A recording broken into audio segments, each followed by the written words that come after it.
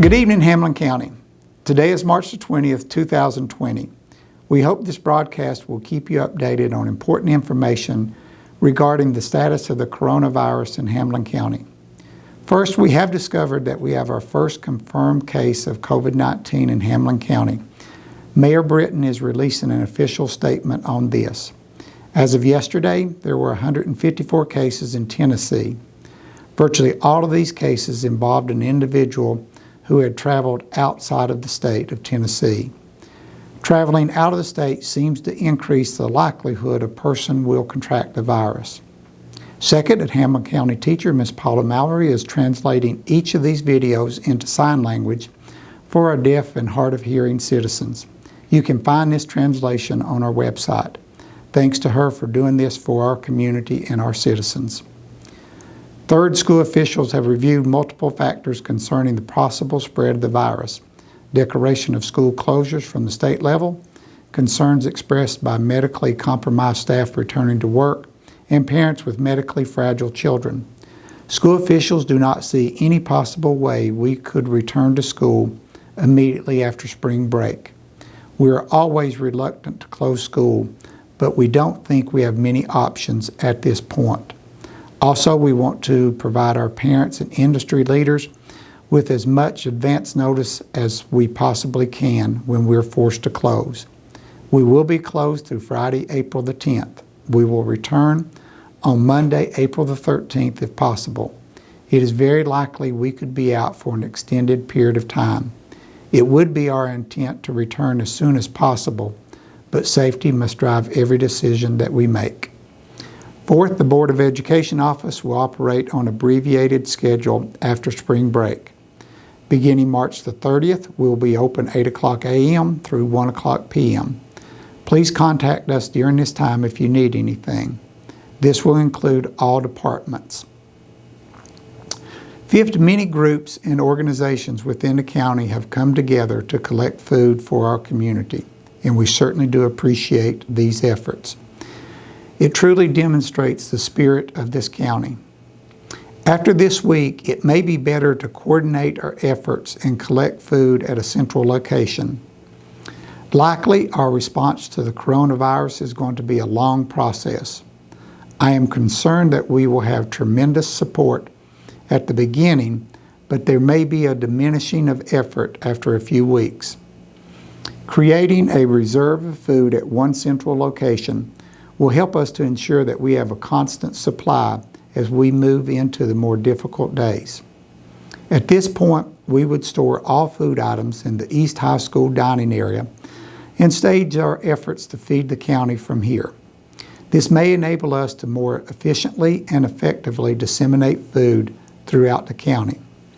Please contact Kelly Smith for details.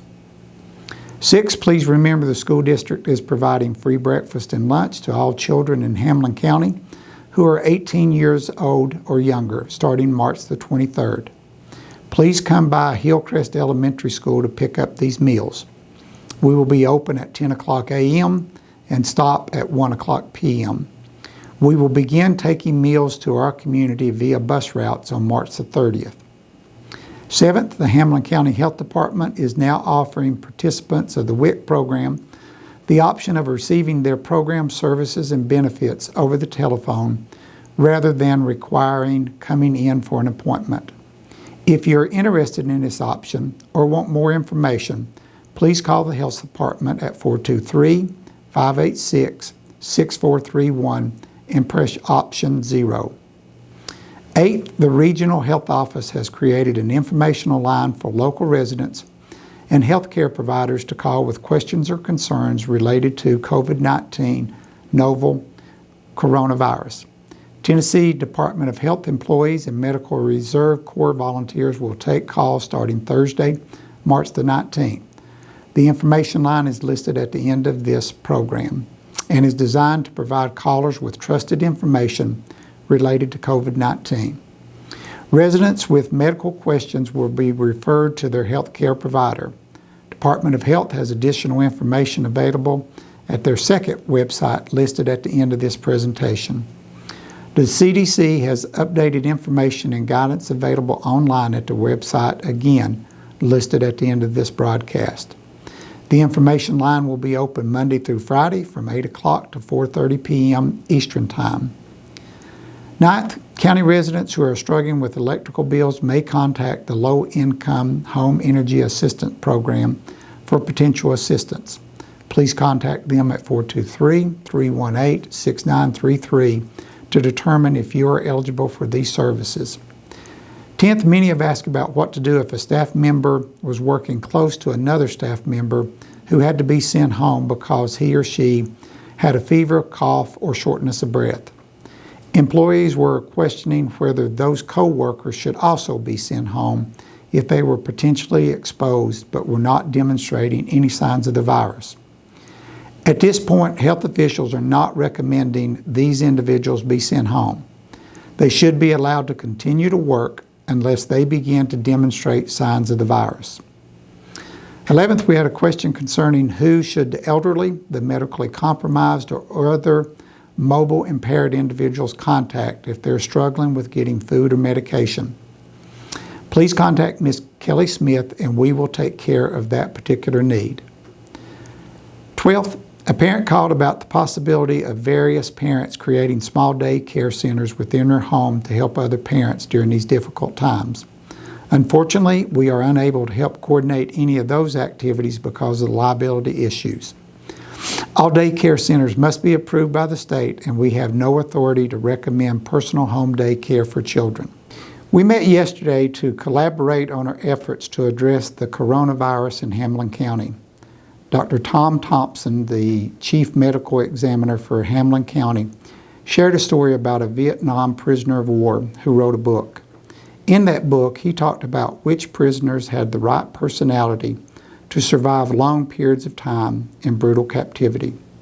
He stated those with a pessimistic attitude normally gave up and didn't make it. Also, there were prisoners who had an overly positive attitude with unrealistic expectations and were actually too optimistic. They failed to make it either. It took someone with balance to survive that period. Prisoners who maintained hope throughout the process they would be okay in the end, but also understood it was going to be a long, difficult journey, they survived. Perhaps this is a good lesson for all of us during this time.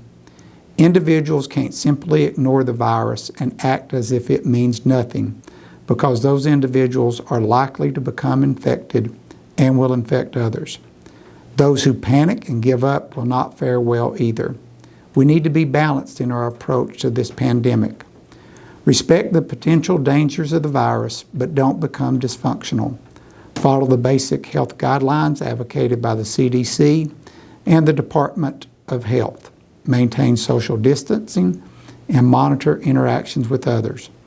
We will all fare better if we all maintain this balance. Thank you for your attention to this broadcast and stay healthy.